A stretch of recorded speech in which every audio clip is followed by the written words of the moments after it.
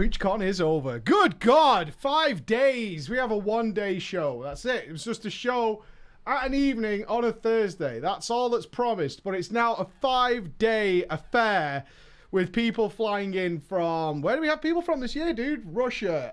Loads from America this year.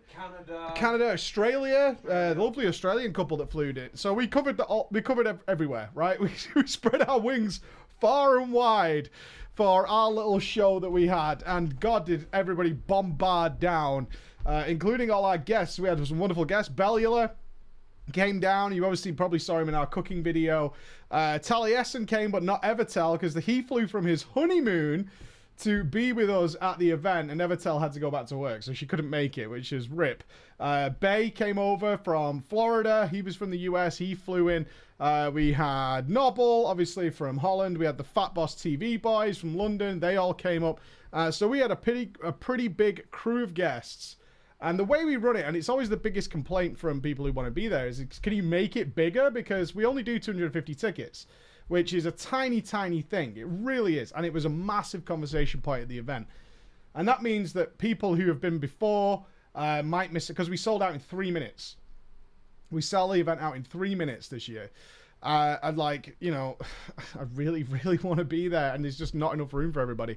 And there is reasons for that, and it's the pros and cons of changing the whole thing, because we want to meet everybody. And like I say, even with 5 days, people started arriving. Monday evening was when I first started meeting people who had arrived for the event.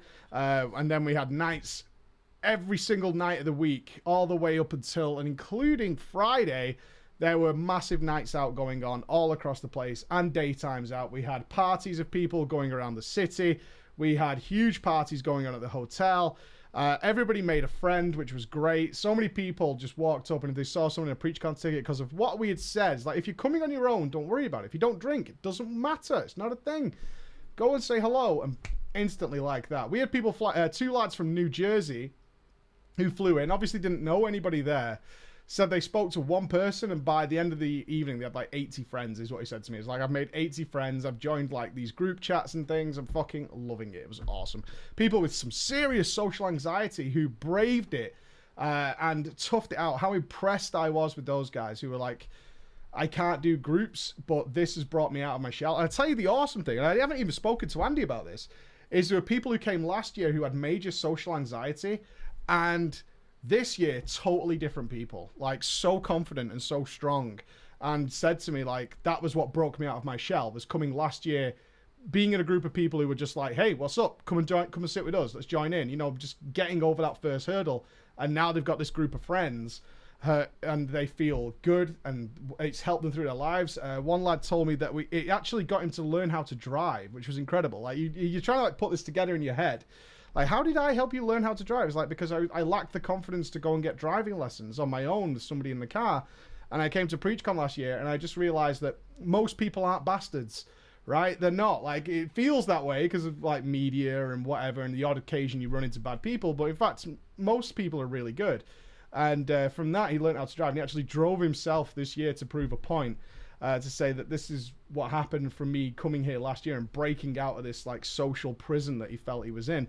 And all that was just incredible. Absolutely goddamn incredible.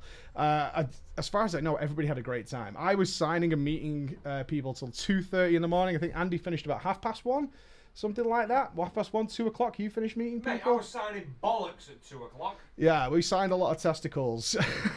We did sign some testicles, a lot of bums, a lot of faces. Like I say, it's just turned into this huge thing, so... In terms of, like, if it's happening again next year, don't ask me right now. I'm about to go on vacation, which is kind of why we're making this video. And, you know, at the moment, I'm so, like, wiped out by the whole thing that it's not in my mind right now as whether or not I'm ready to jump back in and start it again. But we'll see. We'll see. So, thank you to everybody who came down. And for those of you who are, like, make it bigger and stuff like that, it's a topic of discussion for the future. We don't know. Like, if we even moved it to 500 people... I would never meet everybody if we do it the way we do now. Because the way we do it now is, and this is what people really loved, is walking through, like, so the show's on a Thursday. They're walking through the bar on a Tuesday or a Wednesday. There's Bell, there's Taliesin, there's the Fat Boss guys. They're all sat outside with just a group of people just chit-chatting, chilling, and you go up and you're like, yo, what's up, dude? And you can't do that if you start throwing in you know, 500, 1,000 people. You just can't have that. And that's what people love the most, is like, these are the dudes I watch like religiously. They're my favorite personalities. There's Noble. I love hearing his stories. And he's just sat next to me and he's chilling, and, you know, we're just having a drink together or whatever. And we're just shooting the shit. And that's one of the things that the guests say to us as well. They're like, this is nothing like what we normally do. And you're right. We go to BlizzCon and stuff, and we do kind of do it differently, because we try and bring the PreachCon to BlizzCon. Is guess how I would say is we don't go to the backstage areas or anything like that. We can do, but we like just being in the middle. And that often means, as you probably, if you watched our BlizzCon 2017 video, I tried to get a drink at one point and made about 30 meters in 45 minutes and ended up going back. And I was like, I can't get a drink because I'm just like, I want to meet everybody. That's why we've flown here. That's why we're here. And somebody thankfully got me a drink. So thank you very much for that. So PreachCon is done. Success. We are in the middle of the pre-patch nightmare. So I've prepared some videos because I am going to take my vacation now. It's my first vacation in 2 years. I've been saving such a long time for it. We actually were supposed to go away last year, but we had to cancel it because of the demonetization. Don't forget, PreachCon was cancelled for this year because we just couldn't afford it. We were like, we don't have the revenue because YouTube's cooked us. And it was actually cancelled. So we've been saving up and saving up and saving up, and we'd already paid a deposit on the last year's holiday, so we managed to move that to this year. So it's taken 2 years, but I'm taking a vacation. I'm going to be gone for 2 weeks. Now, that doesn't mean you're going to be without content. Andy's going to man the con while I'm away, which means there'll be streams. No, I'm not. Yeah, you are. Witcher 3, we're going to try out first, see if you like it, because he's never played The Witcher 3. Going to be trying that out. Hope he likes it. I love it. It's one of my favorite games of all time. And also, I prepared some YouTube content for you. So it's just, unfortunately, it might get out of date. There's potential for that to happen, because who knows, with all the changes and the nightmares that are happening in the pre-patch right now and all the madness that is pre-patch. Pre-patch is always a weird time. So in the web show, we talked about it. And it was a lot of people's first WoW expansion. People who started in Legion, it's like, this is the first time they've experienced it, and they're like, this is mad. Like, what's going on right now is utterly insane. And you're right, you should enjoy this period of time. It's a real crazy time that only happens when a new expansion is coming. You don't get to do that very often. You really don't. It's, you know, it happens a few times over a few years, and it's only for a couple of weeks, you know, 3 weeks period. Enjoy it. Get used to it. Plan everything out. Make sure your UIs and stuff are sorted. I am working on the UI. It will not be finished till I get back from holiday. I apologize, but it's so much work. We're transferring everything to WeChorus to make your lives much easier. With sharing and keeping it up to date, but it's a massive piece of work to get it how I want it to be for you guys. And added some functionality like Old Ear raid stuff, Azerite trait bonuses, things like that. We're trying to get into the UI so BFA is just smooth sailing, boys. So it's a massive piece of work to do it for every single class and spec and talent combination and all that kind of stuff, and then test it and check it's working and stuff like that before we pass it out to the masses. So it is. I've been working on it for now for 2 weeks. Still not there. It's a big piece of stuff that's going. BFA isn't coming, so I'm going to take a 2-week vacation now, which means I will miss the quest line you guys get next week with the burning of the bush, or the beginning. It's probably going to be a gated quest line with the burning of the bush, but I'll catch up when I get back. But I will be back before BFA launches, so we can have the big BFA launch together and we can get into the mix and see how this bitch is going to work out, because obviously there's a lot to consider over the... This is a weird expansion. It is very different than we've had previously. We had a very set path of what was to happen. We had some things to look forward to. This one's a little odd. It's a little different. We're going into a beta state of some classes. They're staying basically in beta until 8.1. What we're going to see, we don't know. So the beginning of the game is going to be a little turbulent, I think.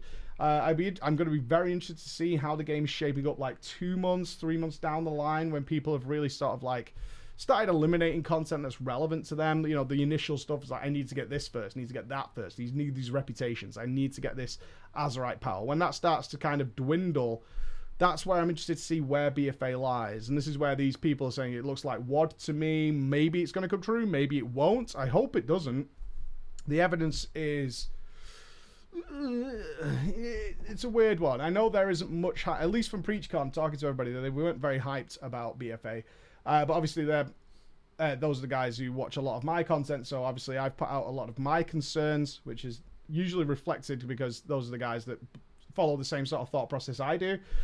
So when I'm saying things like, well, this looks a little ropey to me, I'm seeing in communities across the place that, and we'll get to communities in a minute, I'm seeing that, you know, some people are fine. Some people are really happy with it, and that's okay. For my community, mostly, it seems like people share the concerns as like, I'm a little wary this time. I'm not super hyped about it. So, love to see your thoughts on it as well. In terms of communities, is there a PG community? Yes. It exists. It's live. But I'm not doing anything with it for a couple of weeks because I'm not here. So when I get back and I manage to get on stream and stuff, we'll sort out the PG community, get that link out there. So there will be 2 communities, usually because we do like viewer raids and things like that. There'll be a general community anybody can join to be a part of. And then we'll probably have another one, which is the guys who we trust to do like heroic raiding and stuff in low gear. You know, it's people who are better. So it's not a guild trial process or anything like that. But in normals, we tend to take anybody and everybody. And if people stand out or they do cool stuff, and I notice that, we tend to say, okay, we'll take you to heroic, because obviously you're somebody who's paying attention and you're into it. You're not just here to be carried for gear, you know, things like that. But we'll build that community as well. And that community should then thrive in my ideal world for... It's got to be a community for people who do like 15s as a minimum. Things like that. So those are the guys from top guilds mixed in with other players who are very good, who don't really raid anymore. A lot of guys like that. And that's the kind of community I want to foster there. Is I know there are huge amounts of really great players out there who just don't have the time anymore. They don't have the commitment or the drive for like hardcore Mythic raiding, which makes sense to me. Mythic raiding's in a really weird spot, as you well know, because the gear's not really worth it. The time investment compared to doing other content like Mythic Plus and even heroic raiding isn't that appealing, because you can get the same. Certainly if you're gear orientated, which a lot of people are, like there's not much motivation to be in Mythic raiding. It's been a big cost over Legion as the Mythic raiding community has been slam dangled, so to speak. So that's the kind of community I want to foster there. Is these guys are really good players. They just don't do that, or maybe they do, but they have alts that they want to play around with and do stuff like that, and you can kind of trust them to get it done. So you guys can like, hey, I got this 15 to get done. Anybody around? Hopefully we'll have a nice thriving community of people there who want to do that kind of thing. So that's what I'm aiming to get done when I get back. I'm going to miss you guys because I haven't really been able to stream for the last week or so because of PreachCon. And also I'm not going to be able to stream for another couple of weeks. But I'm due a reset. I am due a reset. I'm very tired. Writing bigger stuff like legacies and stuff is a real sort of, it's almost demotivating at this point. I'm not saying I'm demotivated to do it, but it's hard because your brain's not like firing because you've done that much week on week on week on week on week. So a nice reset. So if you're wondering where I'm going, I am going to the US. I'm going to be taking my kids to Disneyland. They're at the right age for it. I have 2 boys, if you don't know, 4 and 2. So I'm going to take them to see, I don't know, Minions and shit. I don't know, it's going to be good. I hope it's going to be good and not too stressful trying to drag these kids around as they get tired and wiped. So I hope that's not going to be a big thing. I hope they love it and adore it in all ways. So I will be back in 2 weeks. Andy's going to be looking after you while I'm away. Thank you, everybody who came to PreachCon. It was a wonderful, wonderful experience. The whole week was just non-stop, relentless, brutal. For those of you who are interested in any pictures that haven't been shown, because there are hundreds of pictures, just check the hashtag PreachCon 2018 on Twitter. Even if you don't have a Twitter account, just search hashtag PreachCon 2018. So many photos of stuff to go on there. Thank you for allowing me to sign your testicles, I guess. Thank you for listening. I'll see you again in 2 weeks. Bye-bye.